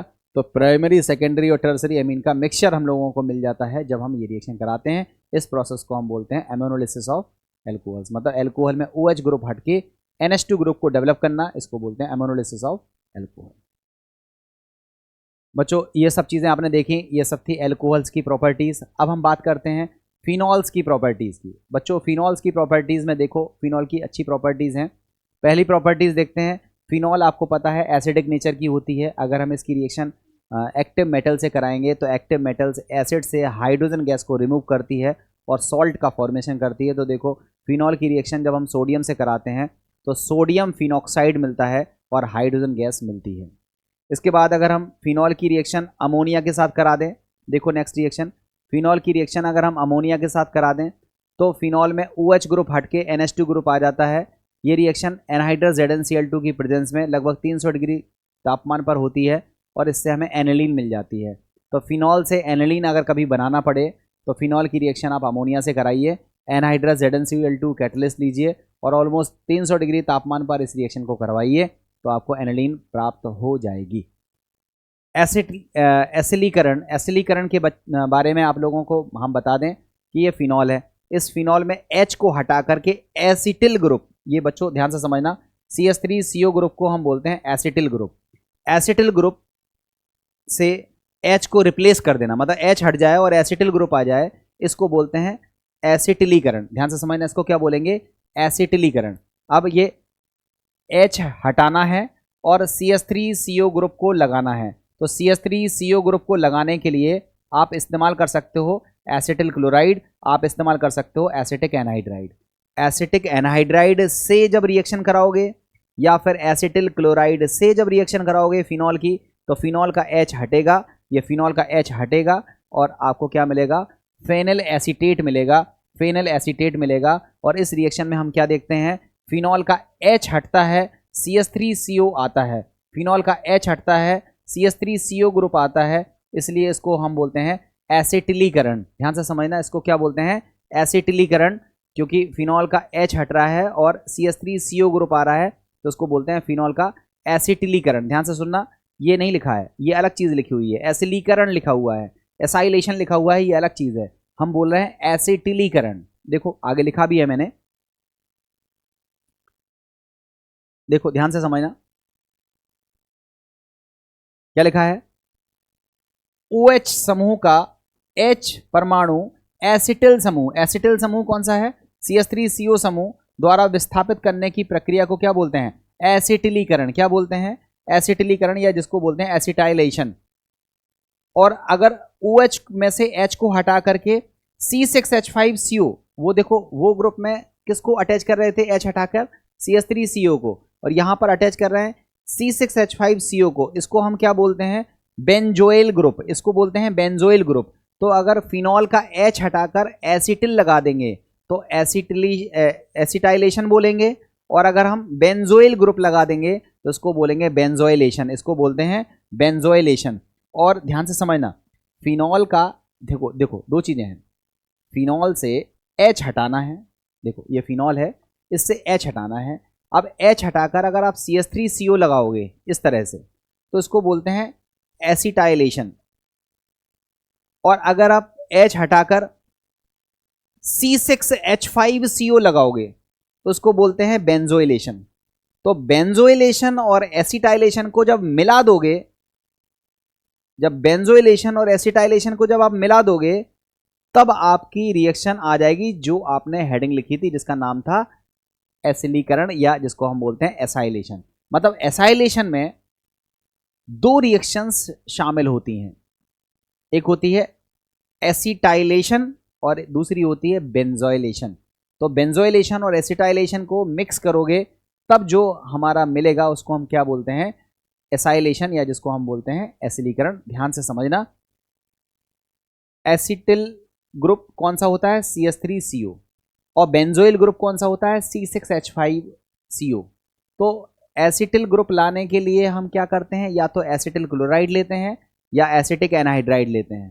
तो H हट जाता है और एसिटिल ग्रुप आ जाता है, और इस रिएक्शन को हम बोलते हैं एसिटिलीकरण, या जिसको हम बोलते हैं एसिटाइलेशन। और अगर हमें बेंजोइलेशन करानी है तो हमें क्या लेना पड़ेगा, C6H5COCl, बेंजोइल क्लोराइड की रिएक्शन करानी पड़ेगी फिनॉल के साथ, और इस रिएक्शन को हम बोलते हैं शॉर्टन-बॉर्मन रिएक्शन। तो बच्चों ध्यान से समझना, देखो नोट में लिखा है एसिटिलीकरण, नोट में लिखा हुआ है, मैं पढ़ दे रहा हूं, देखो ध्यान से पढ़ना, क्या लिखा हुआ है, एसिटिलीकरण तथा बेंजोइलीकरण का सामूहिक नाम एसिलीकरण कहलाता है। तो एसिलीकरण में दो चीजें होती हैं, एसिटिलीकरण होती है और बेंजोइलीकरण होती है। और अगर हम बेंजोइलीकरण कराते हैं तो उस रिएक्शन का नाम होता है शॉर्टन-बॉर्मन रिएक्शन। अब देखो क्या लिखा है, क्षार की उपस्थिति में फिनॉल की क्रिया बेंजोइल क्लोराइड से कराने पर हमें फेनल बेंजोएट प्राप्त होता है। इस अभिक्रिया को हम शॉर्टन-बॉर्मन रिएक्शन कहते हैं। देखो आप, शॉर्टन-बॉर्मन रिएक्शन की इक्वेशन क्या है, यह फिनॉल है, बेस की प्रेजेंस ली, सोडियम फिनॉक्साइड बना। अब इस सोडियम फिनॉक्साइड से रिएक्शन हमने किसकी कराई, बेंजोइल क्लोराइड से रिएक्शन कराई। अगर एसिटिल क्लोराइड से रिएक्शन कराते तो हमें फेनल एसीटेट मिलता, मगर हम ऐसे बेंजोइल क्लोराइड से रिएक्शन करा रहे हैं तो हमें फेनल बेंजोएट मिल रहा है, और इस रिएक्शन को हम बोल रहे हैं शॉर्टन-बॉर्मन रिएक्शन। शॉर्टन-बॉर्मन रिएक्शन बहुत पूछी जाती है, याद रखना चाहिए आपको कि फिनॉल का एसिटिलीकरण कराने से हमें हमें मेथिल बेंजोएट मिलता है। ये सॉरी, इससे पहले वाली रिएक्शन की बात कर रहे हैं हम। हमने क्या बताया था कि अगर हम देखो फेनल एस्टेट मिल रहा है, अगर हम फिनॉल की रिएक्शन एसिटिल क्लोराइड से कराएं या फिर फिनॉल की रिएक्शन एसिटिक एनहाइड्राइड से कराएं तो क्या मिलता है, फेनल एसीटेट। इस रिएक्शन को बोलते हैं एसिटिलीकरण। और अगर हम C6H5COCl के साथ रिएक्शन कराएं फिनॉल के सोडियम सॉल्ट की, तो हम लोगों को क्या मिलेगा, फेनल बेंजोएट मिलेगा, और इस रिएक्शन को हम बोलेंगे शॉर्टन-बॉर्मन रिएक्शन। ये आपकी इंटरेस्टिंग रिएक्शन है, ये आपको आनी चाहिए। अब बच्चों यहां पर हम और एक और पार्ट को देखते हैं, सैलिसिलिक एसिड से। देखो ये हमारा सैलिसिलिक एसिड है, अगर इसकी रिएक्शन हम एसिटिक एनहाइड्राइड से कराएंगे तो देखो ये फिनॉल का H हटेगा, फिनॉल का H हटेगा और एसिटिल ग्रुप आ जाएगा। तो बच्चों आप खुद बताओ इसको हम क्या बोलेंगे, इसको बोलेंगे एसिटिल। चूंकि ये सैलिसिलिक एसिड से बना है इसलिए इसका नाम क्या हो जाएगा, एसिटिल सैलिसिलिक अम्ल। इसका नाम क्या हो जाएगा, एसिटिल, इसका नाम क्या हो जाएगा, एसिटिल सैलिसिलिक अम्ल, जिसको हम बोलते हैं एस्प्रिन। तो एस्प्रिन बनाने की जो प्रोसेस है, एस्प्रिन जो बनाते हैं, एस्प्रिन कैसे बनाया जाता है, तो एस्प्रिन बनाने का प्रोसेस है कि सैलिसिलिक एसिड का हम क्या कराते हैं, एसिटाइलेशन बोलते हैं, एसिटिलीकरण कराते हैं। सैलिसिलिक अम्ल का एसिटिलीकरण कराते हैं, कैसे कराते हैं, पिरिडीन की प्रेजेंस में, सोडियम एसीटेट की प्रेजेंस में हम इसकी रिएक्शन कराते हैं एसिटिक एनहाइड्राइड से। तो हम लोगों को एसिटिल सैलिसिलिक अम्ल, जिसको हम एस्प्रिन कहते हैं, वो बन जाता है। और एस्प्रिन जो है वो एक दर्द निवारक, ज्वरनाशी, या कहें तो आपका पेन किलर टाइप का इस्तेमाल होता है। जो बुखार वगैरह आता है उसको ख़त्म करने में हम एस्प्रिन का इस्तेमाल करते हैं। तो एस्प्रिन एक प्रकार की दवा है, और एस्प्रिन के बारे में बहुत बार पूछा गया है, एस्प्रिन का नाम ही पूछा जाता है। तो एस्प्रिन का नाम यहाँ पर फिलहाल क्या है, एसिटिल सैलिसिलिक एसिड, या कुछ लोग इसको एसिटॉक्सी इसको बोलते हैं, इस पूरे ग्रुप को बोलते हैं एसिटॉक्सी बेंजोइक एसिड, इसको बोलते हैं एसिटॉक्सी बेंजोइक एसिड, या फिर एसिटिल सैलिसिलिक एसिड, दोनों नाम इसके हैं। इसको एस्प्रिन कहते हैं, और एस्प्रिन को हमने अभी हाल बताया कि दर्द निवारक होता है, ज्वरनाशी होता है, और दवा के रूप में इस्तेमाल होता है। और इसको बनाने में हम जो रिएक्शन इस्तेमाल करते हैं वो रिएक्शन कौन सी होती है, एसिटिलीकरण इस्तेमाल होती है। हम एस्प्रिन की रिएक्शन सोडियम एसिटेट की प्रेजेंस में कराते हैं एसिटिक एनहाइड्राइड से, तो हमें एस्प्रिन प्राप्त हो जाती है। अब देखो फिनॉल की रिएक्शन अगर हम PCl5 के साथ कराते हैं, फिनॉल की रिएक्शन किससे करा रहे हैं, PCl5 के साथ करा रहे हैं, तो हमें लगता ऐसा है कि OH हटेगा, Cl आ जाएगा तो क्लोरोबेंजीन मिल जाएगा, मगर फिनॉल की क्रिया PCl5 से जब हम कराते हैं तो क्लोरोबेंजीन मिलता ज़रूर है, मगर ये मेन प्रोडक्ट नहीं होता है। क्यों नहीं होता है? क्योंकि इस रिएक्शन में जो ये पदार्थ मिलता है जिसका नाम होता है फास्फोरिल क्लोराइड, ये फिर से फिनॉल के साथ रिएक्शन करता है और ट्राइफेनिल फॉस्फेट बनाता है। तो बच्चों बहुत इंपॉर्टेंट क्वेश्चन है, कई बार पूछा गया है कि अगर हम फिनॉल की रिएक्शन PCl5 से कराएं तो मेन प्रोडक्ट क्या बनेगा। ऑप्शन में ये दिया रहता है क्लोरोबेंजीन। ध्यान रखना, ये बनता ज़रूर है हमारी, ये मेन प्रोडक्ट नहीं होता है। मेन प्रोडक्ट होता है ट्राइफेनिल फॉस्फेट, जो कि कब बनता है? जब पहले स्टेप में ये जो POCl3 बन जाती है, ये POCl3 फर्दर रिएक्शन करती है। देखो ये POCl3 ने फिनॉल के 3 मोल के साथ फर्दर रिएक्शन करी और क्या मिल जाता है? ट्राइफेनिल फॉस्फेट। तो ट्राइफेनिल फॉस्फेट मेन प्रोडक्ट के फॉर्म में बनता है। ये लिखा भी है, इसको आप पढ़ सकते हो। लिखा है फिनॉल की क्रिया PCl5 से कराने पर क्लोरोबेंजीन अल्प मात्रा में बनती है। इस अभिक्रिया का जो मुख्य उत्पाद है वो क्या होता है? ट्राइफेनिल फॉस्फेट। इसको याद रखना, ट्राइफेनिल फॉस्फेट मुख्य उत्पाद के रूप में बनता है। अब देखो एक दो रिएक्शंस और हैं। एक दो रिएक्शन में हम बात कर रहे हैं। फिनॉल के जो रासायनिक गुण हैं वो कई मामलों में एल्कोहल से अलग होते हैं। अब एल्कोहल से अलग गुण कौन से हैं? जैसे एल्कोहल की रिएक्शन आप NaOH से कराओ नहीं होती है, मगर फिनॉल की रिएक्शन आप NaOH से कराओ हो जाती है। सोडियम फिनॉक्साइड आपको प्राप्त होता हुआ दिखता है। ये वो रिएक्शन है जो एल्कोहल से थोड़ी सी अलग है। आपको हम बता दें फिनॉल एसिडिक ज़रूर होता है, मगर फिनॉल इतना एसिडिक नहीं होता है कि वो कार्बोक्सिलिक एसिड की तरह सोडियम बाइकार्बोनेट या सोडियम कार्बोनेट के साथ रिएक्शन करके CO2 गैस को प्रोड्यूस करे। आपको पता है एसिड को टेस्ट करने के लिए हम किस रिएजेंट का यूज़ करते हैं? सोडियम बाइकार्बोनेट या फिर सोडियम कार्बोनेट। सोडियम बाइकार्बोनेट और सोडियम कार्बोनेट को अगर हम कार्बोक्सिलिक एसिड के साथ रिएक्ट करते हैं तो CO2 गैस निकलती है, मगर जब हम फिनॉल की रिएक्शन सोडियम बाइकार्बोनेट या सोडियम कार्बोनेट के साथ कराते हैं तो CO2 गैस प्रोड्यूस नहीं होती है। ये फिनॉल का वीक एसिडिक कैरेक्टर को जस्टिफाई करता है। ठीक है, अब देखो एक और इंटरेस्टिंग रिएक्शन है कि अगर हम फिनॉल को जिंक डस्ट के साथ गर्म करते हैं तो बेंजीन मिल जाती है। ये भी इंपॉर्टेंट रिएक्शन है, आपको आनी चाहिए कि फिनॉल को अगर हम जिंक डस्ट के साथ हीट करते हैं तो क्या मिलती है? बेंजीन का फॉर्मेशन होता हुआ दिखता है। अगर हम फिनॉल का हाइड्रोजनेशन करते हैं निकल कैटलिस्ट की प्रेजेंस में 430 केल्विन पर, तो हमें साइक्लोहेक्सेनॉल मिलती है। ज़्यादा इंपॉर्टेंट रिएक्शन नहीं है, चाहो तो पढ़ लो वरना छोड़ भी सकते हो। नेक्स्ट रिएक्शन है, ये इंपॉर्टेंट रिएक्शन है, इसको थैलीन रिएक्शन कहते हैं। बच्चों इसका नाम होता है थैलिक एनहाइड्राइड। थैलिक एनहाइड्राइड की रिएक्शन अगर हम फिनॉल के साथ कराते हैं कॉन्सेंट्रेटेड H2SO4 की प्रेजेंस में, तो हमको फिनॉल्फथैलिन प्राप्त होता है। फिनॉल्फथैलिन जो होता है वो एसिडिक मीडियम में न्यूट्रल रहता है। जैसे ही मीडियम एल्कलाइन होता है, मतलब NaOH अगर हम डाल देंगे तो इसमें पिंक कलर या गुलाबी कलर डेवलप हो जाता है। तो इस रिएक्शन का हम इस्तेमाल फिनॉल के टेस्टिंग में भी करते हैं और इस रिएक्शन को हम थैलीन रिएक्शन कहते हैं। और इस रिएक्शन का उपयोग हम फिनॉल्फथैलिन जो कि एक इंडिकेटर होता है उसको बनाने में भी यूज़ करते हैं। तो अगर कोई पूछे फिनॉल्फथैलिन क्या होता है तो आप बोलोगे इंडिकेटर। कौन सा इंडिकेटर है? Acid base indicator. Acid base indicator का मतलब क्या है कि जो एसिड में एक कलर का हो, बेस में दूसरे कलर का हो, एल्कलाइन मीडियम में एक कलर का हो, एसिडिक मीडियम में दूसरे कलर का हो, ऐसे इंडिकेटर को हम बोलते हैं एसिड बेस इंडिकेटर। फिनॉल्फथैलिन कैसा इंडिकेटर है? एसिड बेस इंडिकेटर है। फिनॉल्फथैलिन को बनाया कैसे जाता है? तो आप बोलोगे फिनॉल की रिएक्शन जब हम थैलिक एनहाइड्राइड से कराते हैं कॉन्सेंट्रेटेड H2SO4 की प्रेजेंस में, तो हम लोगों को फिनॉल्फथैलिन प्राप्त होता है जो कि एक इंडिकेटर होता है। डिटेल रिएक्शन आपको दिख रही होगी, ये आपने पढ़ी हुई रिएक्शन है।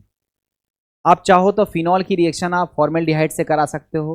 पहले एक इंटरमीडिएटरी कंपाउंड मिलता है जिसके लीनियर पॉलीमराइजेशन से नोवालेक मिलता है और क्रॉस पॉलीमराइजेशन से हमें बेकेलाइट मिलता है। मैंने जब एल्कोहल चैप्टर की शुरुआत करी थी तब मैंने बेकेलाइट का डिस्कशन किया था। फिनॉल का जो इस्तेमाल होता है वो बेकेलाइट बनाने में होता है और बेकेलाइट जो होता है वो फिनॉल अकेले से नहीं बनता है। फिनॉल और फॉर्मेल्डिहाइड के कॉम्बिनेशन से एक पहले इंटरमीडिएटरी कंपाउंड बनता है, उसके पॉलीमराइजेशन से हमें बेकेलाइट मिलता है जो कि एक थर्मोसेटिंग प्लास्टिक है। हीट और इलेक्ट्रिसिटी का ये कंडक्टर नहीं होता है, इसलिए जो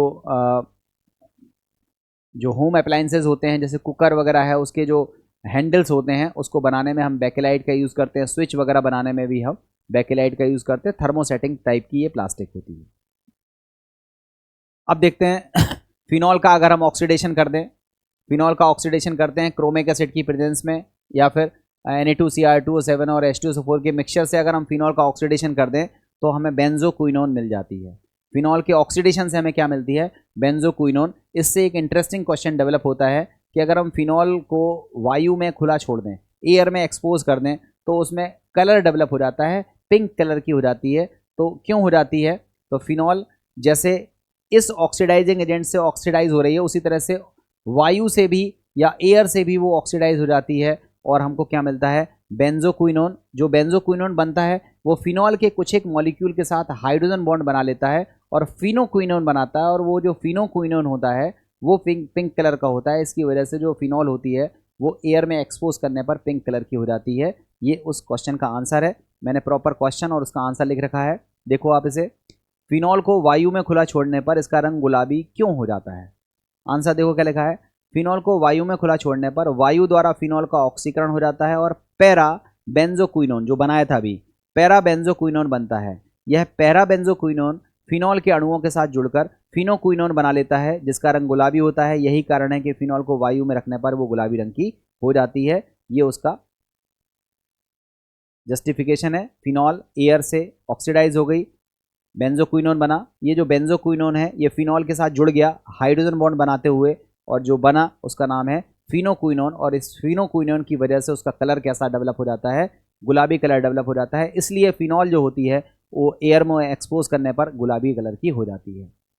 अब अगर हम फिनॉल की एक दो रिएक्शंस की बात और करें तो फिनॉल जो है वो फेरिक क्लोराइड के साथ रिएक्ट करती है, या कहें तो फिनॉल की रिएक्शन जब हम न्यूट्रल FeCl3 के साथ कराते हैं तो उसमें बैंगनी, नीला और हरे रंग का मिक्सचर टाइप का एक कॉम्प्लेक्स बन जाता है। और ये टेस्ट हर एक फिनॉलिक कंपाउंड्स देते हैं। तो फिनॉलिक कंपाउंड्स को जांचने के लिए या फिनॉल की पहचान करने के लिए ये जो रिएक्शन है ये एज ए टेस्ट के तौर पर यूज़ होती है। तो याद रखिए, फिनॉल की रिएक्शन हमें कराने किससे है?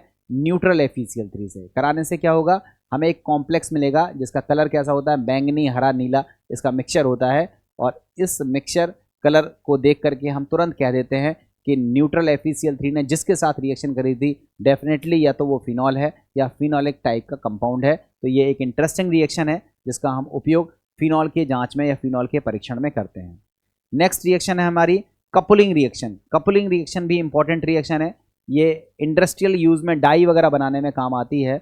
अगर हम फिनॉल की रिएक्शन बेंजीन डाइओजोनियम क्लोराइड से करा दें, फिनॉल की रिएक्शन बेंजीन डाइओजोनियम क्लोराइड की प्रेजेंस में करा दें एल्कलाइन मीडियम में 0 to 5 डिग्री टेम्परेचर की प्रेजेंस में, तो हम क्या देखते हैं कि हमको एक डाई मिलती है जिसका नाम होता है पैरा हाइड्रोक्सी एजोबेंजीन। ये नारंगी पीले कलर की डाई होती है और डाई वगैरह बनाने में हम इस रिएक्शन का उपयोग करते हैं। और इस रिएक्शन को हम बोलते हैं कपलिंग रिएक्शन या युग्मन अभिक्रिया। तो बच्चों, युग्मन अभिक्रिया फिनॉल भी देता है, युग्मन अभिक्रिया क्लोरोबेंजीन भी देता है। मगर युग्मन अभिक्रिया में एक बात फिक्स है कि युग्मन में एक कंपाउंड तो हम फिक्स लेंगे, बेंजीन डाइएजोनियम क्लोराइड, ये लेना ही है। इसकी रिएक्शन अगर आप फिनॉल से कराओगे तो पैरा हाइड्रोक्सी एजोबेंजीन मिलेगा, अगर क्लोरोबेंजीन से कराओगे तो पैरा क्लोरो एजोबेंजीन मिलेगा। दोनों ही डाई होती हैं और दोनों ही रिएक्शंस को हम कपलिंग रिएक्शन या युग्मन अभिक्रिया कहते हैं। ये भी आपने पढ़ी हुई है। यहाँ तक किसी बच्चे को कोई दिक्कत हो तो वो मुझसे पूछ सकता है। इसके बाद थोड़ा सा सेगमेंट्स और रह गए हैं। मैं कल की आखिरी क्लास में मैं एल्कोहल को कंप्लीट कर दूंगा, और जो भी थोड़ा बहुत मुझ पर इतने लिमिटेड समय में ईथर के बारे में अगर कम बात हो पाएगी तो ईथर के बारे में भी थोड़ी सी बात ज़रूर करूंगा, क्योंकि एल्कोहल, फिनॉल और ईथर हम लोगों को मात्र 6 क्लासों में कंप्लीट करना था। थोड़ी सी स्पीड बढ़ाते हुए मैंने लगभग हर एक रिएक्शंस को मैंने प्रॉपर डिस्कस किया।